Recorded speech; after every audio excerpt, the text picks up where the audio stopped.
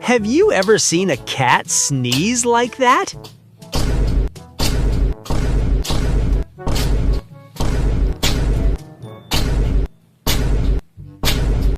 What are we witnessing here? A cat in the kitchen cooking. But the real question is, what's his endgame?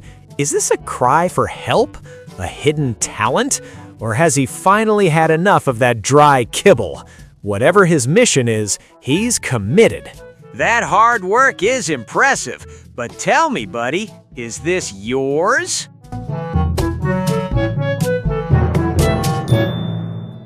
Does your cat do yoga exercises like these too?